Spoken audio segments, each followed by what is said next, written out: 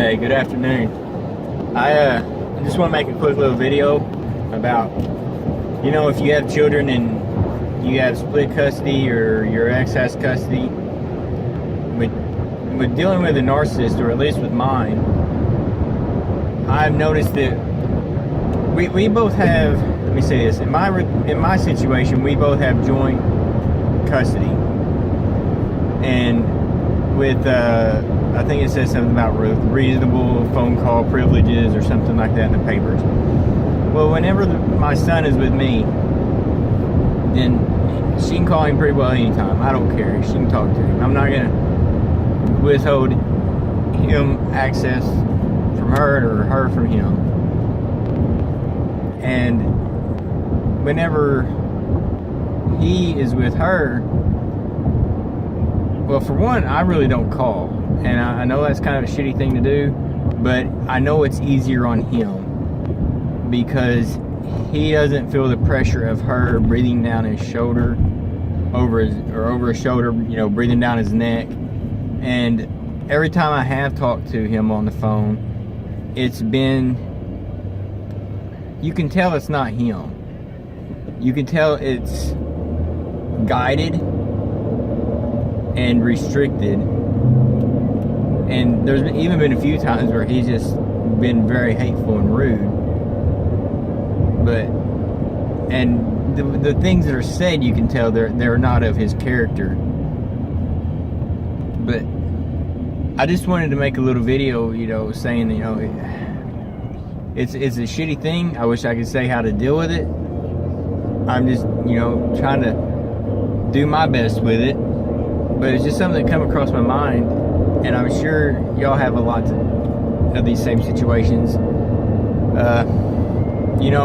Me not calling him like every night, like she does when he's with me. For one, I know it shows him that she is more interested in his life, or at least that's what she's trying to portray. And I don't want to tell him I'm going to call all the time and make it a stressful situation just because I'm trying to compete with her. But I did call him yesterday for his birthday and talk to him, and it was one of them times when it was just really not a bad phone call, but not a good phone call. He doesn't interact. He doesn't try to be engaging. Even when you engage him, he's just kind of, I don't know how you would say, distant. So that may be something that y'all have encountered as well.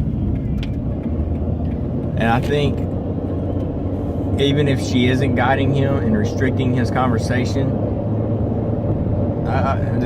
North Korea came to mind when I said that. But then he's trying to protect himself because he is on that side of the fence. And when he's there, I know Dad has to be the enemy because that's who she wants me to be to him and everyone else in the house. Because I was once that guy when I was with her. Even though I didn't go along with that program, I still tried to, be friendly with her ex-husband and stuff like that. But she did not like that at all. She wants everyone in the house to be on the same page as her, and she wants it to be hateful toward the other person. And that's just not my thing. But I can understand, and you may have to think about that too, as your child or children may be going through that, to where they're not trying to hurt you. They're trying to be safe. Just like whenever you were with them, you're trying to protect yourself, and you did what you had to do. I mean, it's a survival situation, and that's essentially what the child is trying to do. And I do take it kind of personal, but then I have to remind myself, he doesn't mean it that way. And it's real hard, excuse me, not to want to say something, because I know I do anyway. I want to say, why do you talk to me like that? And it's not because you don't know why. It's because, or for me, it's not because I don't know why. I know why. It's just I'm looking for that validation of being right. And I don't really understand why I want that.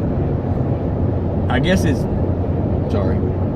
more of just wanting to know, excuse me, know that I wasn't the one that was screwed up in the relationship, and I didn't throw a good thing away. Because if I can continue to prove that, even to myself, prove that she is the screwed up one, then it's just kind of reassuring that, it was, because I have found myself doing that lately, having to go back and rethink about all that stuff and understand, I wasn't the one doing this. This is how it was, and go through, and I think that's an okay thing to do, because I don't know, I just think it's okay to go back and remember the crap just so I can know that it wasn't me. Because whenever I start thinking, look what I did, then I get that guilt that comes with it.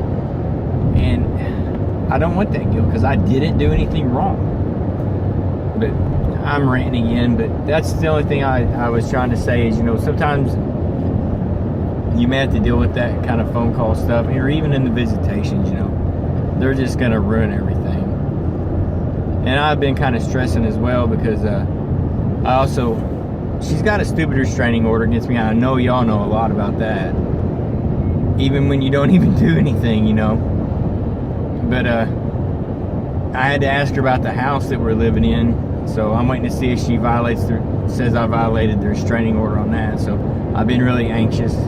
I've been trying not to feed them vibes too much, but I'm just almost waiting on that knock on the door and, to be took away. But even if it is, it's just going to be a temporary setback, But I don't know. Anyway, I'd like to hear your thoughts and opinions, and if you've been through any of the same things, and you have anything to add, I'd love to hear it. Because, we're all family. We've all been through this thing together. Even if we've never met, we're bonded over something like this. I mean, we're family. But hit me up, I like talking to all y'all. I may not always get back to you right away, but I really do love interacting with everybody. I'd appreciate you liking and sharing and, even subscribing. It's awesome. But thank you.